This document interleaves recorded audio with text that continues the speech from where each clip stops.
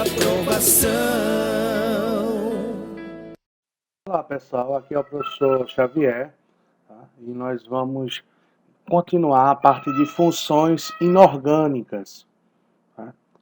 A gente viu que as funções inorgânicas é um conteúdo muito importante dentro do nosso estudo de química, onde ela é classificada em 4 classes de compostos: os ácidos, as bases, os sais e os óxidos. Na aula anterior, a gente definiu aí a questão dos ácidos e das bases, o que são, e a gente vai falar agora de 2 grupos importantíssimos, que são os sais e os óxidos. Okay?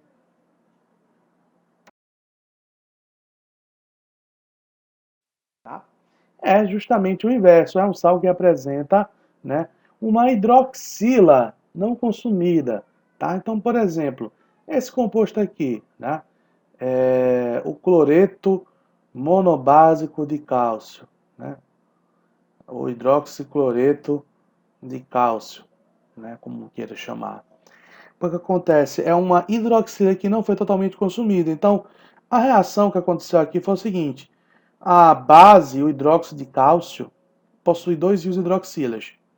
O ácido que originou é o HCl, que só tem um H+. Então, eles reagiram numa proporção 1 para 1. Um H+ reagiu com uma hidroxila, formou água, e sobrou um íon hidroxila. E aí, não tendo mais ácido para reagir, ele formou aí o produto da sobra, que é o sal, tá? Então, é aí um exemplo de hidroxissal, ok?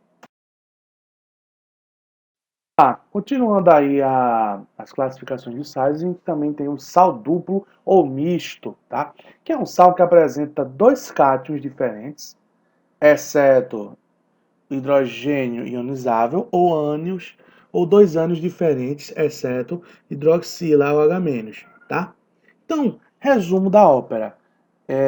Eu tenho ou 2 cátions para um ânion ou 2 ânions para um cátion, e que eles não podem nem ser H+, nem OH- na estrutura, tá? Então, por exemplo, o sulfato de sódio e lítio, né? Ele tem aí 2 cátions, Na+ e o Li+, que são balanceados com íon sulfato 2-, ok? O hipoclorito, cloreto de cálcio, que tem 2 cátions, o cloreto e o hipoclorito, para 2 cátions, não, desculpem, 2 ânions, para um cátion, que é o cálcio 2+, tá?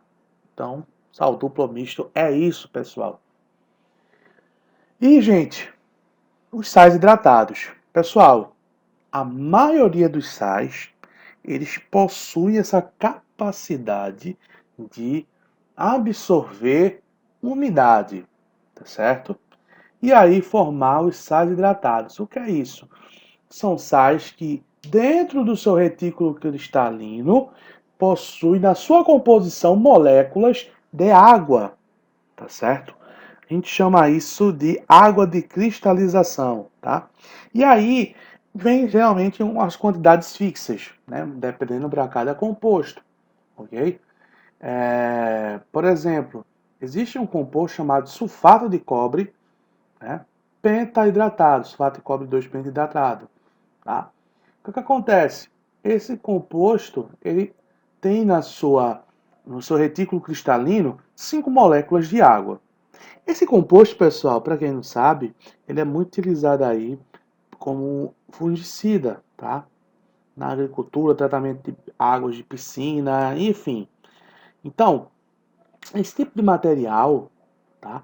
Ele apresenta tanto os cristais, sua forma sólida, esses cristais hidratados apresentam uma cor azul, bem intenso, azul escuro, tá?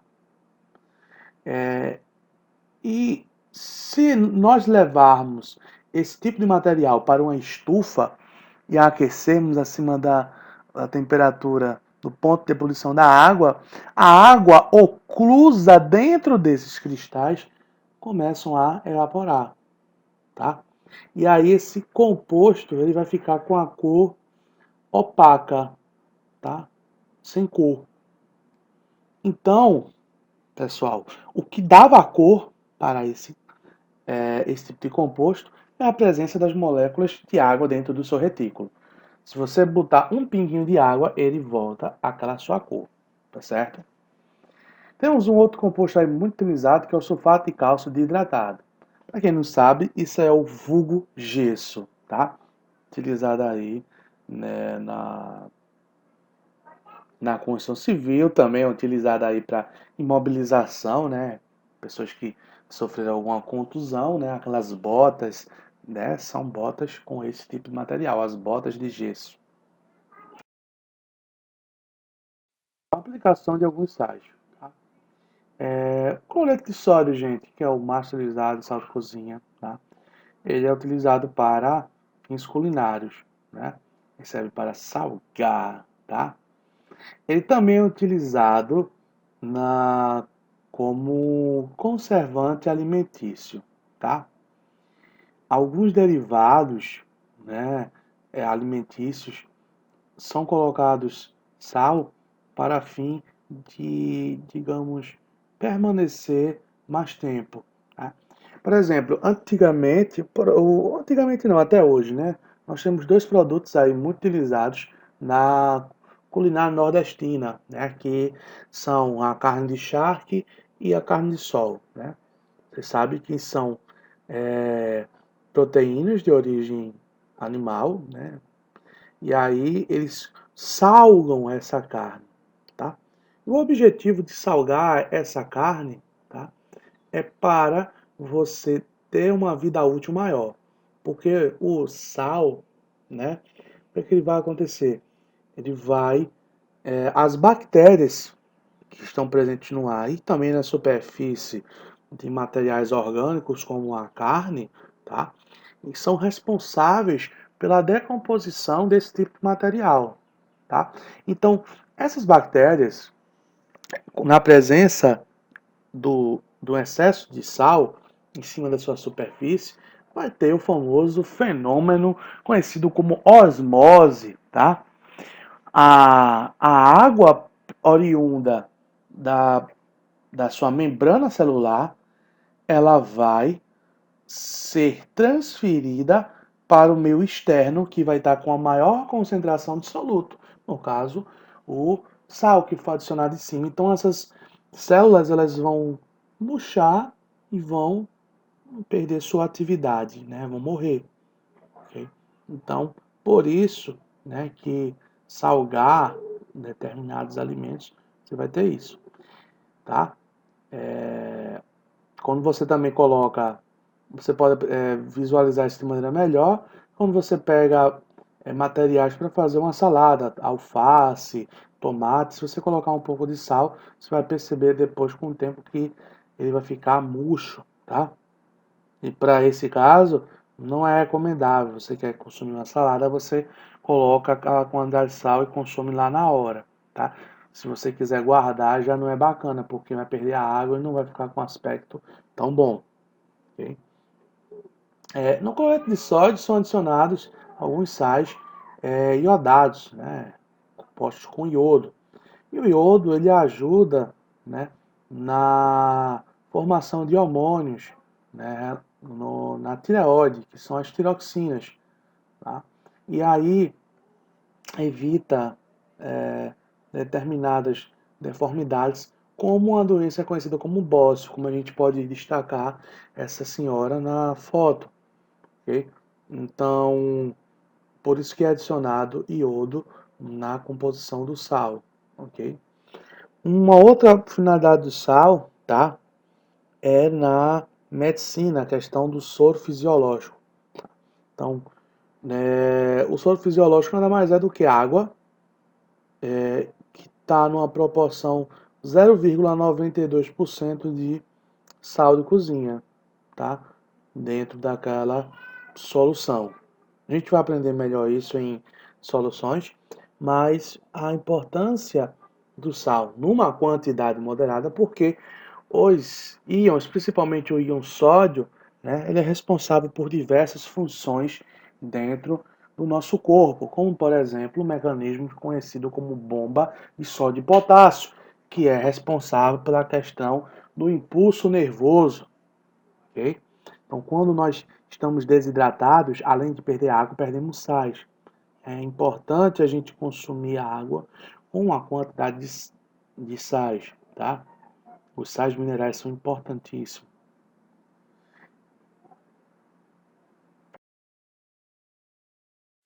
O fluoreto de sódio, né?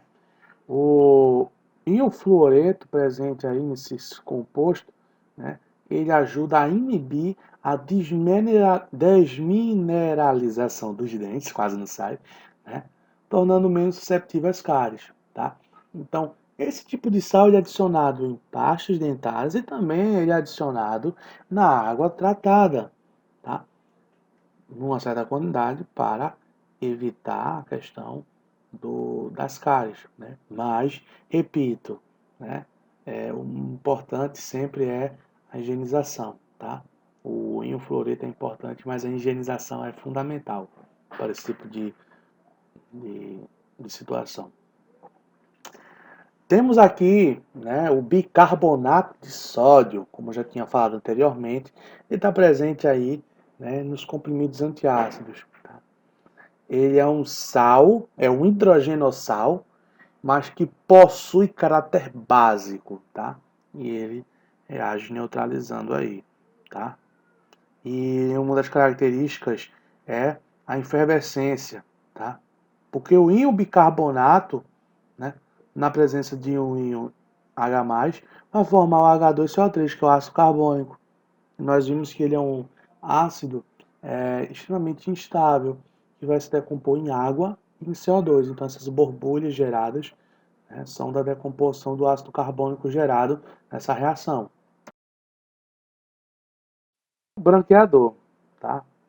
Ele também é utilizado para processos de sanitização, tá? Essa onda aí de coronavírus, tá? Ele aí é mais dos aliados para destruir, por sua ação oxidante, vai oxidar as paredes celulares, né, desses micro-organismos, no caso aí do vírus, né, causando aí a sua inatividade, ok?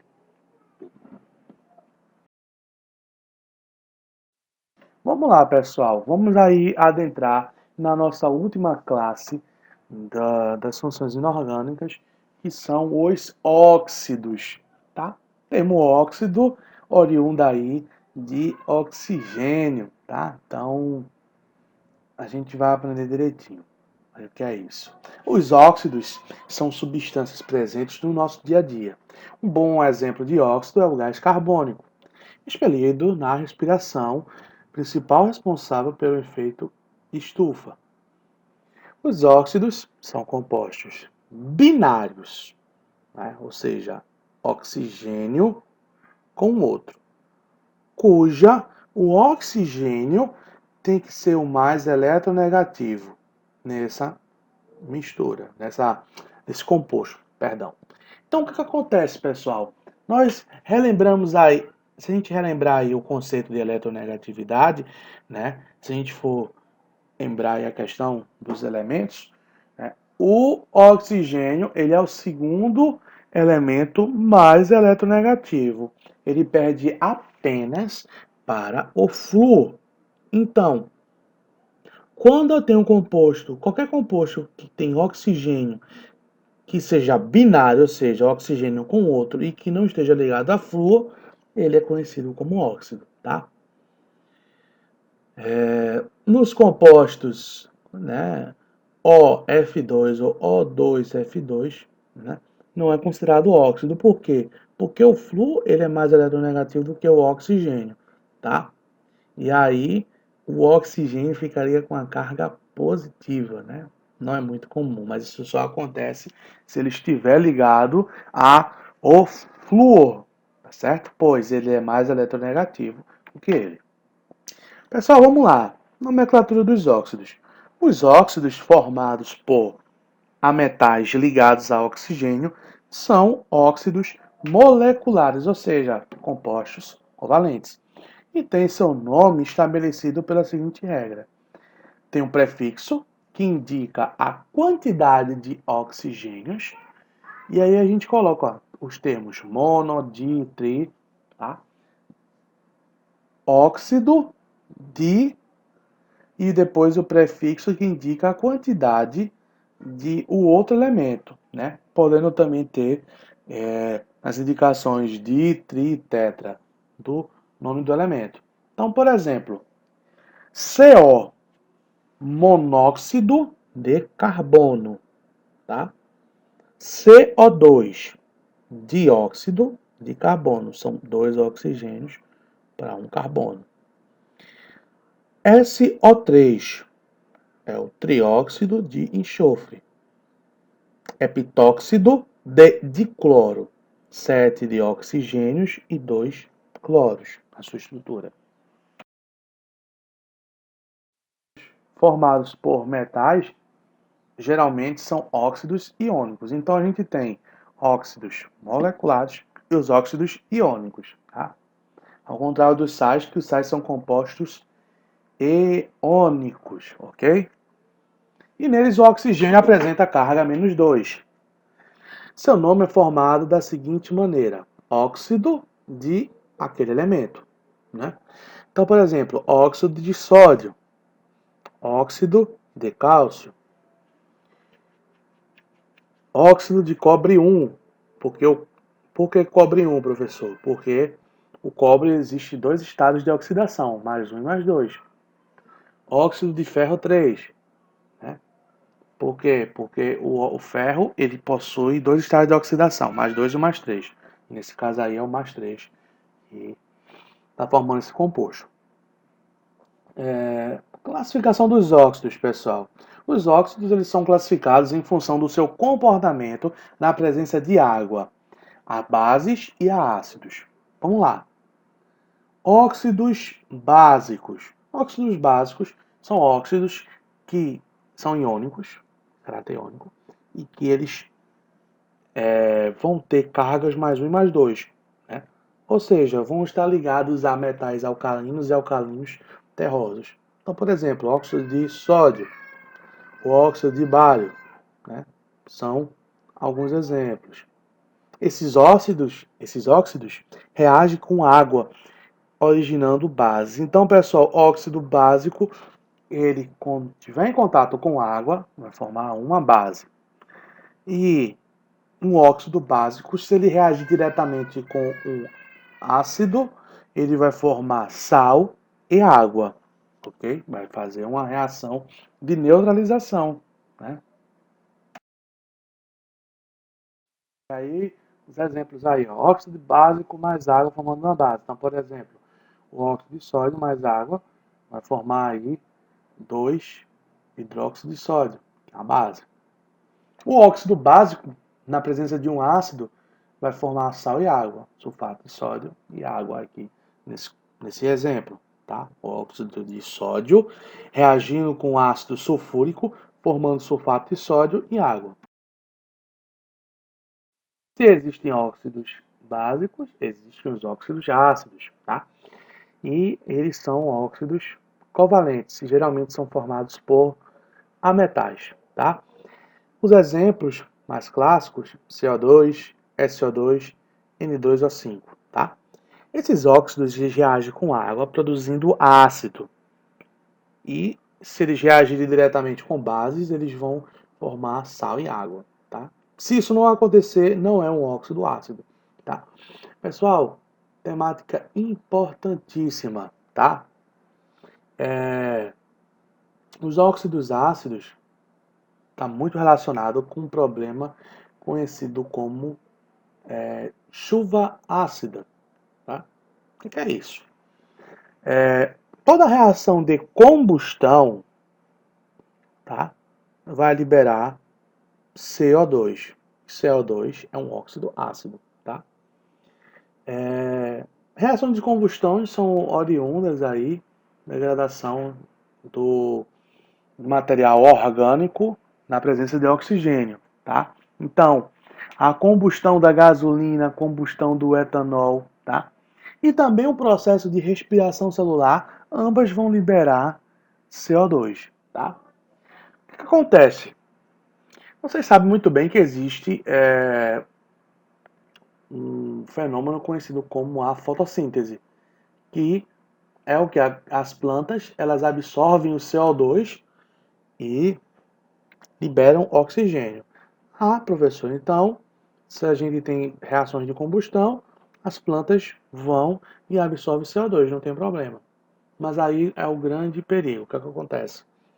A queima de combustíveis fósseis que não são renováveis, ou seja, você não pode plantar, né? E aí, essa queima exagerada de combustíveis fósseis com também o desmatamento gera um desequilíbrio, né? Eu vou ter uma quantidade excessiva de CO2, tá? E esse CO2 ele vai reagir com o quê? Com a água, com o vapor de água. E quando ocorrer a precipitação, essa água por si só já vai ter uma característica ácida, tá? O CO2 vai formar o ácido carbônico. É um ácido muito fraco. Realmente é um ácido muito fraco. Mas é aquele pouquinho, com aquele mais pouquinho, com aquele outro pouquinho. Quando pensa que não, né, vai causar um grande problema. Tá, pessoal? Então se liguem, tá? E na queima de combustíveis fósseis, tá, também são gerados óxidos de enxofre e de nitrogênio, o SO2 e o NO2, que eles podem reagir com a água, formando aí ácido sulfuroso e sulfúrico e ácido nitroso e nítrico, tá? E esses compostos, tá? Principalmente ácido sulfúrico e ácido nítrico, são ácidos fortes, tá? E o que vai contribuir ainda mais no aumento, né, da concentração de ácidos na chuva, aumentando aí a chuva ácida, tá? E a chuva ácida é um grande problema porque ela pode causar a deteriorização de materiais, né? Vocês aprenderam que ácidos, né? Eles, na sua grande maioria, são corrosivos perante aí alguns materiais, né? Principalmente aí metais, né? Superfícies que contêm estruturas carbonáceas, né? Feitos corais, né? Eles são degradados na presença de acidez. Então, a água do mar ela tem um pH básico, mas com o aumento aí das emissões de combustíveis fósseis, tá? Está tendo um aumento, né, do pH dessa água, né? Isso vai gerar desequilíbrio, né? E todo um ecossistema, né? Seja marinho ou seja fluvial, rios também, lagos, etc. Então, a temática da chuva ácida é uma temática importantíssima, está relacionado com a emissão de óxidos ácidos, CO2, SO2 e NO2, tá? Então fica a dica. E esses mesmos óxidos, né, que são gases, eles também contribuem com outro efeito, que é o efeito estufa, tá? Quantidade exagerada de gases, tá? E que vai gerar uma estufa e, por consequência, formação de ilhas de calor. Tá? Os óxidos ácidos também são chamados de anidridos de ácidos, porque eles podem ser obtidos pela eliminação total na forma da água, dos hidrogênios do ácido oxigenado. Então, por exemplo, H2CO3, né, se ele conseguir eliminar uma molécula de água, ele vai formar o CO2, tá? O CO2 ele também é conhecido como anidridos de ácido, tá? Óxidos neutros, pessoal, são covalentes, né? Isso é, formados por metais e não reagem com água, nem com ácido, nem com base, né? Eles são, digamos, inertes quimicamente, né? E alguns exemplos, não são muitos, né? São CO, né, o monóxido de carbono, o NO e o N2O, tá certo? Então esses óxidos são óxidos neutros, não reagem nem com água, nem com ácido ou. Mas tem os óxidos anfóteros também, pessoal, que são óxidos que ele pode reagir com ácido para formar sal e água, mas também esse mesmo o composto pode reagir com base, também formando sal e água. Um exemplo clássico de óxidos anfóteros, né, é o óxido de zinco, tá? Que na presença de HCl, ele vai formar aí um sal e água. Na presença de uma base feita o NaOH, vai formar esse sal e água, tá? O óxido de zinco ele está presente aí na pomada hipoglós, tá? Existem aqui alguns outros óxidos anfóteros, né? Como por exemplo o óxido de alumínio, né? Ou também conhecido como alumina, tá? E entre outros. Duplos ou mistos, né? Eles resultam na combinação de dois óxidos de um mesmo elemento. Então olha só, magnetita, que é aquele ímã, né? O ímã de geladeira, como o pessoal chama, né? Ele tem a fórmula Fe3O4, tá? Mas na verdade ele é uma mistura, uma combinação de FeO e F2O3, que são os óxidos de ferro 2 e de ferro 3, tá? São misturados. E aí ele representa essa fórmula aí, F3O4, tá? O zarcão, utilizado aí na proteção, né, na proteção principalmente de metais, tá? Para evitar a corrosão, ele é formado por esses dois óxidos de chumbo, tá certo?